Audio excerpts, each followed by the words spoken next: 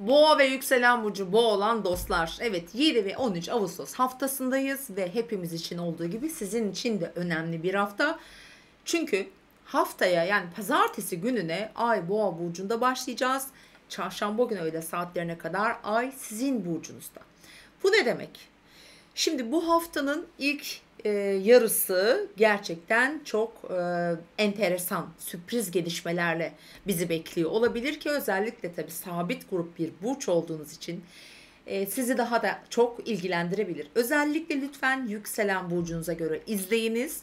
Yükselen burcu boğa, güneş burcu boğa, ayı veya özel işte Venüs'ü gibi özel yerleşimleri boğa olan bir kişiyseniz eğer bu hafta risk almayınız diye başlamak istiyorum aslında. Çünkü haftanın ilk günü Güneş Jüpiter karemiz var ve haftanın ikinci günden itibaren devreye Uranüs Venüs karesi girecek ve bu sabitler arasındaki bu kareler tabii ki sizi biraz şaşırtabilir, yönünüzü karıştırabilirsiniz. Kafanızı, aklınızı karıştıracak durumlar getirebilir hayatınıza sevgili boğalar. Bunlar ne olabilir? Öncelikle kendiniz başrolde olacaksınız, bunu unutmayın. Siz yani çünkü ay burcunuzda ve bir Venüs retrosu yaşanıyor. Güneş ve Aslan burcu 4. eviniz çok yoğun. Ailenizle olan bağlarınız çok çok önemli olabilir. Geçmişten bağımsızlaşmak, özgürleşmek istiyor. Ve böyle bir mücadele, duygusal bir mücadele içinde olabilirsiniz. Bunlar kah kendi aileniz, evliyseniz belki eşinizin ailesi, yaşadığınız yeri ilgilendiren her anlamda bir sorgulama içinde olabilirsiniz sevgili boğalar. Bunlar tabii ki doğum yılınıza, işte yaşınıza vesaire, doğum haritanızın durumuna göre mutlaka değişiklikler gösterecektir. Ama dediğim gibi aileyle ilgili konularda, ev ve yaşadığınız yerle ilgili konularda, işte bunlar satış olur, kiralama olur, taşınma olabilir veya ebeveynlerle ilgili konular olabilir. Bunlarla ilgili ani, beklenmedik sürprizler olabilir ve bir karar vermek durumunda kalırsanız lütfen biraz bekleyin. Ne zamana kadar derseniz tabii ki biz Venüs Retrosu'nun bitmesini öneririz bu durumda. Yani 15 Eylül. Fakat en azından bu haftayı konuştuğumuza göre çarşamba gününden sonra yani haftanın ikinci yarısını değerlendirin. Perşembe ve cuma nispeten daha rahat enerjiler olacak. Hangi alanda olacak? Sizin maddi konularınızı çözümlemek adına biraz daha para alışverişlerinizi, belki gelir gider dengesi, beklediğiniz bir takım gelişmeler anlamında, bunlar anlamında mesela biraz daha rahat, daha esnek olabilirsiniz.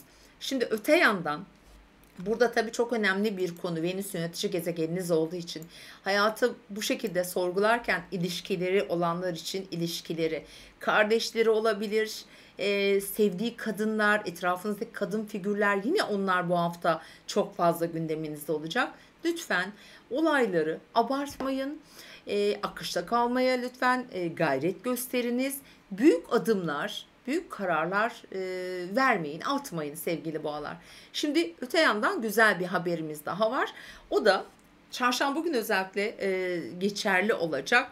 Bizim için Merkürle Jüpiter arasında güzel destekleyen bir açı olacak. Bu ne demek? Sizin güzel haberler alabileceğinize, ticari konularda yol almak istiyorsanız, bir başlangıç yapmak istiyorsanız, bir konuyu, bir haberi duyurmak istiyorsanız mesela diyelim ki eğlenceyle ilgili, çocuklarla ilgili olabilir, yaratıcılık gerektiren konular için çok çok önemli. Çünkü Jüpiter burcunuzda sevgili boğalar bu size aslında aynı zamanda bir koruma getiriyor.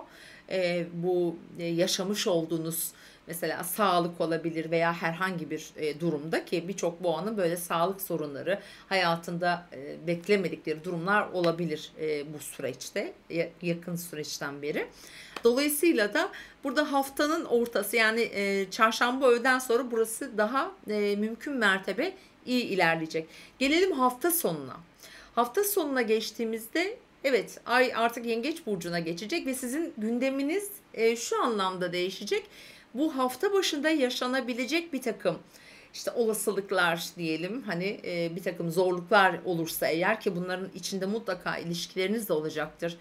sevgili boğalar. Bunlar aile içindeki konular, belki kısa bir seyahat yapmak, belki bir misafiri ağırlamak, küçük bir böyle seyahat, önemli bir konuda adım atmak, bir şeye başlamak, mesela bir sosyal medya, bir hesap açmak olabilir bu.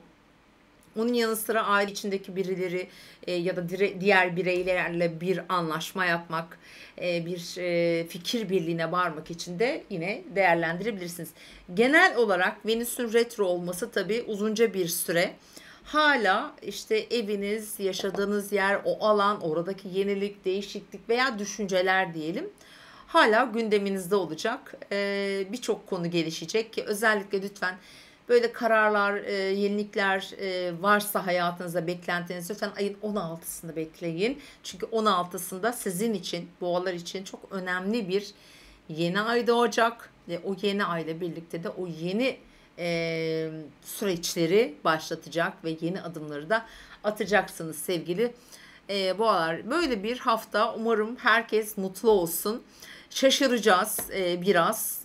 İlişkiler çok gündemimize gelecek çünkü. Eski ilişkiler dahil buna, iş ortaklıkları da sevgili boğalar. Evet, izlediğiniz için sağ olun. Yayınımızı da beğenmeyi lütfen unutmayın. Hoşçakalın.